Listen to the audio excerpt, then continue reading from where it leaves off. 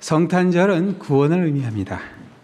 우리를 구원하시기 위해서 이 땅에 직접 오신 하나님의 사랑이 바로 성탄절의 메시지가 됩니다. 이 성탄을 맞이해서 우리 하나님의 구원을 다시 한번 확신하시는, 또 아직 확신이 없다면 구원의 확신을 갖게 되시는 그런 여러분의 이 대강절이 되시기를 우리 주님의 이름으로 축원합니다. 우리 자우님이 인사하시겠어요? 구원 받으세요 하고 인사해 주세요. 우리 확실한 구원에 확신이 있는 그러한 성탄절이 되시기를 소원합니다. 기도하겠습니다.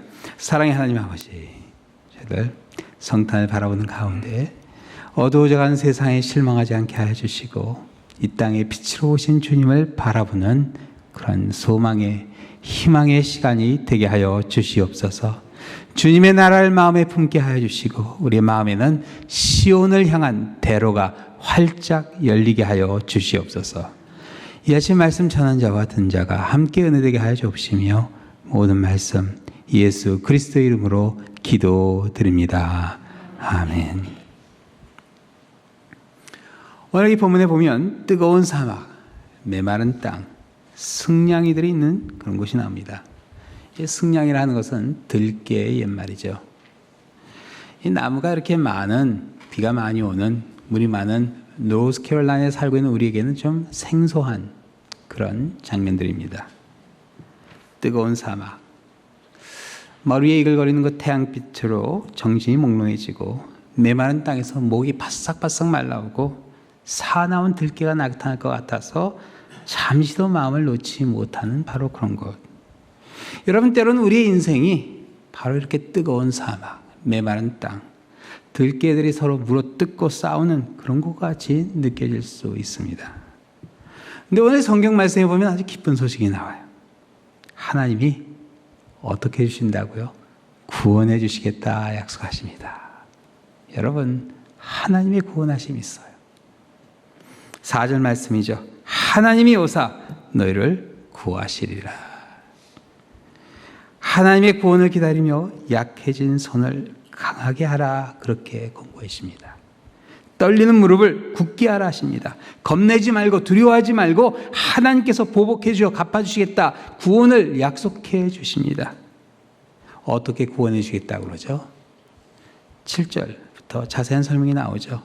뜨거운 사막이 변하여 못이 될 것이며 메마른 땅이 변하여 원천이 될 것이며 승냥이가 눕던 곳은 갈대와 부들이 날 것이라, 그렇게 이야기합니다. 목이 타고 앞이 안 보이고 두려웠던 곳이 상쾌하고 가슴이 트이고 향긋한 풀냄새가 나는 생명 있는 아름다운 곳으로 변하게 된다 하는 그런 말씀이에요. 근데 여러분, 이걸로 충분한가요? 그렇지 않습니다.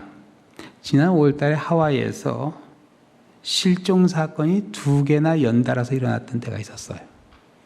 둘 다 30대 중반의 여자 그리고 남자였습니다. 먼저 실종됐던 여성은 17일 만에 거의 죽기 직전에 아주 기적적으로 구조되었어요. 알아보지 못할 정도로 말랐고 많이 상처가 났습니다. 근데 실종된 남성은 안타깝게도 구조되지 못하고 길을 잃어버린 지 일주일 만에 사체로 발견됐습니다. 여러분, 하와이 마이 섬은요, 정말 그림책에 나오는 그런 섬과 같이 아름답습니다. 광야도 아니고 메마른 땅도 아니고 승냥이 같은 맹수가 있는 것도 아닌데, 아니 그 아름다운 숲에서 어떻게 사람이 죽었을까? 저는 그 기사가 믿기지가 않았어요. 여러분, 생명이 가득하고 아름답다 해서 위험으로부터 벗어난 것 절대로 아닙니다. 생명의 위협에서 벗어나기 위해서 필요한 게 하나 더 있어요. 뭔지 아세요? 길입니다. 길이에요. 2사람 다 길을 잃어서 죽을 뻔한 겁니다. 아차 하는 순간에 길을 잃었어요. 너무나 아름다우니까 그냥 끌려가다 보니까 길이 아닌 곳에 가다 보니까 숲속에서 찾아 나오지는 못한 겁니다. 길이 있어야 됩니다. 8절에 나온 내용이죠. 거기 대로가 있어 그 길을 거룩한 길이라 일컫는 바 되리니 깨끗하지 못한 자는 지나지 못하겠고 오직 구속함을 입은 자들을 위하여 있게 될 것이라. 우매한 행위는 그 길로 다니지 못할 것이며. 하나님께서요 우리에게 길을 만들어 주신다 약속하세요. 그것도 뭐 조그만 오솔길이 아니에요. 대로 큰 길을 만들어 주시겠다 약속하십니다. 누구나 볼 수 있는 길, 누구나 갈 수 있는 큰 길을 보여주세요. 근데 여러분, 이 길이라는 건요, 이 길을 따라가다 보면 뭔가 나오게 돼 있어요. 랄리 중심을 지나가는 캐피털 블루바드 아시죠? 지도에 보면 그게 US Route 1, 미국 1번 국도로 나옵니다.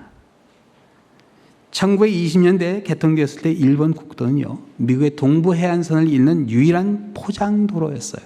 그때 막 포드 자동차 나오면서 사람들이 이 미국을 보기 위해서 이 국도를 깐 거예요. 이 국도를 따라서 남쪽으로 쭉 가면 어디가 나오는지 아세요? 키웨스트가 나옵니다. 더 이상 갈 수 없어요.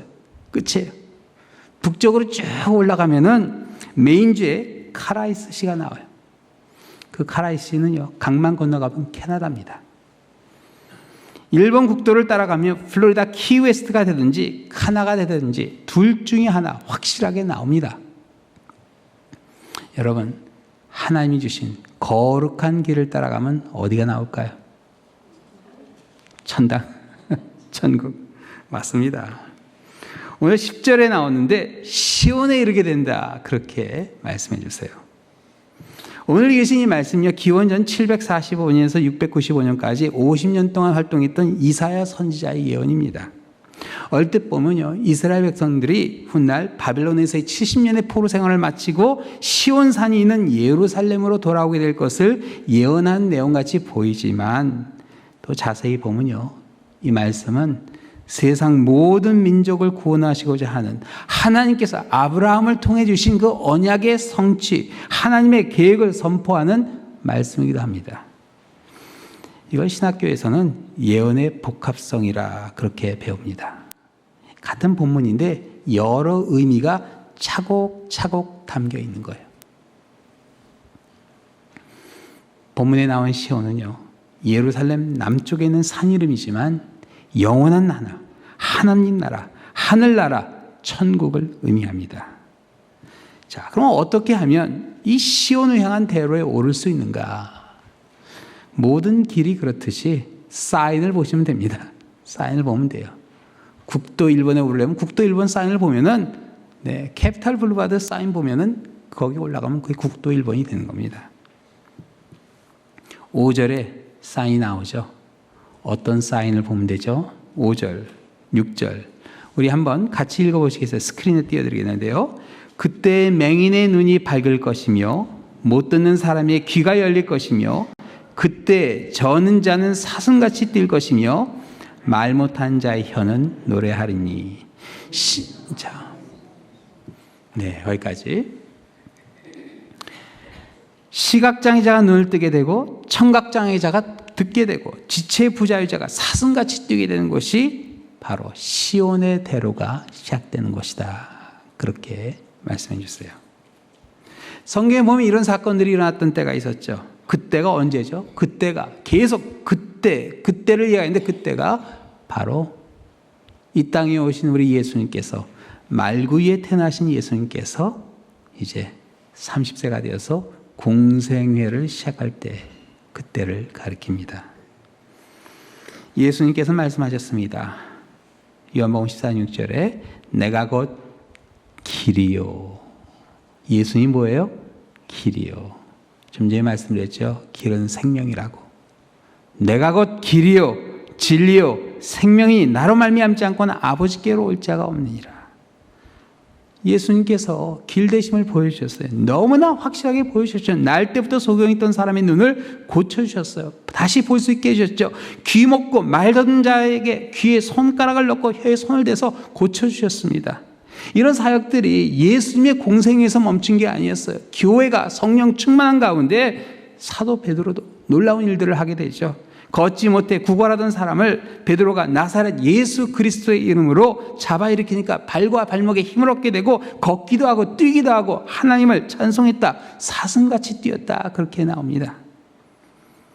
예수님의 길 되심을 보여주는 사건들입니다. 우리 주님은 길이세요. 그런데 이게 따라가다 보면 조금 의심될 때가 있어요. 뭐 세상 사람들이 한 얘기가 있죠. 뭐 모든 길이 다 하나님께로 간다. 거짓말입니다. 마태복음에 보면요, 예수님께서 공생애를 시작한 지 얼마 안 돼요. 세례 요한이 감옥에 갇히게 돼요. 그런데 세례 요한이 감옥에서 예수님께 제자들을 보내요. 오시리가 당신이니까 아니면 다른 사람을 기다려야 합니까? 라고 물어보게 되는데, 사막 같고 메마른 땅 같고 승리하게 누워있는 것 같은 감옥이었어요. 그래서 요한은요, 자신의 제자들을 예수님께서 보내요, 길을 확인하게 됩니다. 오실 리가 당신이니까? 이렇게 물어보게 돼요. 이 질문에 예수님께서 이렇게 대답하셨죠. 예수께서 대답하여 이르시되 너희가 가서 듣고 보는 것을 요한에게 알리되 맹인이 보며 못 걷는 사람이 걸으며 나병 환자가 깨끗함을 받으며 못든 자가 들으며 죽은 자가 살아나며 가난한 자에게 복음이 전파된다 하라. 누구든지 나로 말미암아 실족하지 아니한 자는 복이 있도다 하시니라. 예수님께서 오늘 여러분이 읽으신 이사야서 본문 5절 6절에 있는 말씀을 인용하시죠. 맹인이 보며 못 걷는 자 사람이 걸으며 나병 환자가 깨끗함을 받으며 못든 자가 들으며 죽은 자가 살아나며, 바로 이 말씀이에요.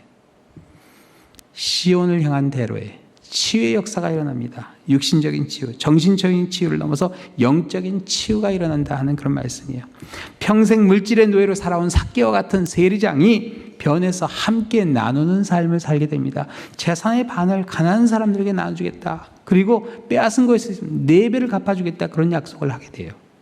교회를 받겠던 사도 바울과 같은 바리새인이 사랑을 노래하게 됩니다. 아니, 율법을 그렇게 강조하면서 사람까지 죽인 사람이 사랑을 노래하게 되리라. 누가 알았겠습니까? 사람들 보기가 두려워 피했던 여인이 마을 사람 전체를 예수님께 인도하는 전도자로 세워지게 됩니다. 사마리아 여인의 이야기죠. 여러분, 시온의 대로에 서 있으면요, 변화가 일어나요. 소망이 되살아납니다. 예배가 살아나요. 쓸모없던 사람이 쓸모있게 됩니다. 이게 바로 시온을 향한 대로에서 일어나는 변화예요. 근데 오늘 이 본문에 보면 기쁜 소식이 하나 더 있습니다. 하나님께서 그 대로를 우리에게 보여주시는데, 자, 이 시온을 향한 대로에는 어떤 사람들만 있다고요? 오직 구속함을 입은 자들만 함께 있게 됩니다. 이게 하나님의 보복이에요. 갚아주십니다. 어느 한순간 다 사라져버려요. 그리고 구속함을 입은 자들만 함께 서 있게 됩니다. 깨끗지 못한 자, 우매한 행위는 다니지 못한다. 하나님께서 쫓아내신다는 말 아니에요. 길이 있어도 함께 가지 못한다는 뜻이에요. 추운 겨울에 있었던 일이에요. 두 사람이 함께 길을 가는데 길을 가다 보니까 어떤 사람이 길가에 쓰러져 있는 거예요. 그 중에 한 사람이 이거 그대로 두면 얼어 죽을 테니까 데려가자.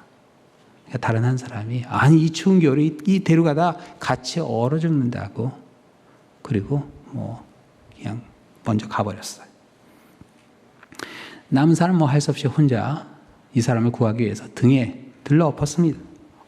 그리고 엎고서 길을 가는데 이게 얼마나 힘이 들었는지 어느 한순간 가니까 그 추운 날씨에 등에 땀이 날 정도였어요. 근데 한참 가다 보니까 길가에 어떤 사람이 쭈그리고 앉아있는데 가만히 보니까 먼저 간 사람이었다. 이야기했지만 의미가 있는 이야기입니다. 길이 있다고 다 갈 수 있는 거 아닙니다. 시온의 대로에는요, 서로 사랑하라 하신 예수님의 말씀에 순종한 사람만 남게 됩니다. 여러분, 사랑이 뭐예요? 오래 참는 게 사랑이죠. 별거 아닙니다. 오래 참는 거예요. 우리 랄리한 장로교회도 45년의 역사, 오래 참으신 분들이 이 자리에 남아있는 겁니다. 시온의 대로에는요, 서로 사랑을 하신 예수의 말씀에 순종하는 사람만 남게 됩니다. 그래서 고린도서 1장 18절에 보면 사도 바울이 이런 고백을 하죠. 십자가의 도가, 십자가의 길이 멸망하는 자들에게는 미련한 것이요 구원을 받는 우리에게는 하나님의 능력이라. 시온의 대로에 오직 구속함을 받은 자만 남는 이유예요. 미련하다 생각하고 다 떠나갈 수 있지만 남은 사람들이 시온의 대로에 서 있는 사람들입니다. 근데 이 시온의 대로는 결국 함께 가야 되는 길이에요. 혼자 잘났다고 가는 길이 아니에요. 함께 가는 길입니다. 함께 가는 가운데 힘을 얻게 돼요. 매년 프랑스에서 20일간 총연장 3277.5km의 산악 구간을 달리는 지옥 자전거의 레이스라고 부르는 프랑스 투어가 열립니다. 이미 오래됐어요. 2001년도에 경기에서 그 당시 암으로 투병했던 미국의 암스트롱 선수가 이 마지막을 향해 달려가고 있는데 모든 사람들이 깜짝 놀랄 사건이 일어나죠. 이제 거진 우승을 앞두고 있는데 막 질주하는데 이 앞에서 응원하던 어떤 아이의 가방에 자전거가 걸렸어요. 그대로 꼬꾸라져서 넘어졌습니다. 15초 차이로 뒤에서 따라오고 있던 암스트롱 선수, 따라오고 있던 율리 선수에게 선두를 달릴 수 있는 기회였어요. 이 율리 선수는요, 암스트롱 선수가 나타난 이후에 한 번도 승리하지 못했다고 그래요. 절호의 찬스죠.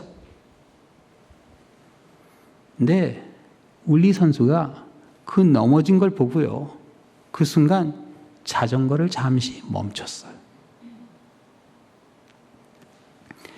율리 선수가 기다리는 이유가 있었어요. 그 전에 경기할 때요, 이 율리 선수가 비탈길에서 넘어졌는데 뒤에 있던 암스트롱 선수가 잠깐 자전거를 늦춰줬어요. 기억한 거예요. 암스트롱 선수가 오뚜기같이 일어나서 다시 페달을 밟아서 결승점을 향해 갔는데 4시간 29분 26초로 신기록을 세웠습니다. 초인적인 힘이었어요. 율리 선수는 40초 후에 들어왔습니다. 그날 경기에서 신기록이 세워졌어요. 근데 그 신기록은요, 두 사람이 함께 세운 기록이었죠.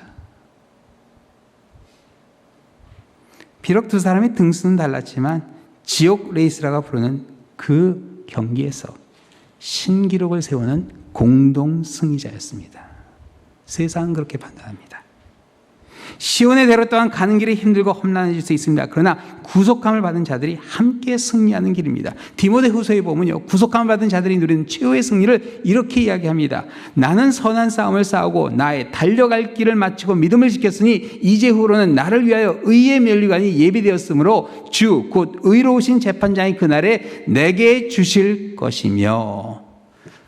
근데 사도 바울의 놀라움이 바로 여기서부터 시작돼요.